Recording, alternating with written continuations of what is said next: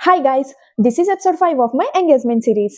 Engagement ring platter కోసం ఆన్లైన్లో ఎక్కడ చూసినా 1500కి తక్కువ లేవు. పోనీ తీసుకున్న వన్స్ ఈవెంట్ అయ్యాక దాంతో మనకి యూస్ కూడా ఉండదు, అమౌంట్ కూడా వేస్ట్. సో ఐ డిసైడెడ్ నా ఎంగేజ్మెంట్ ప్లేటర్ని నేనే చేసుకోవాలి అని, దట్టు అండర్ బడ్జెట్ ఆఫ్ 500. దానికోసం పూనా మార్కెట్లో ఉన్న చాలా షాప్స్కి అయితే తిరిగాను. బట్ నేను అనుకున్న మెటీరియల్ దొరకలేదు. దొరికిన మెటీరియల్తోనే నేను తయారు చేసుకున్నాను. మెయిన్గా ప్లేటర్ కోసం ఒక బాక్స్ని అయితే తీసుకున్నా అండ్ దానికి స్టిక్ చేయడానికి ఒక రింగ్ అయితే తీసుకున్నా. రింగ్ని మార్క్ చేసుకొని ఫ్లవర్స్ అయితే అటాచ్ చేసేసాను.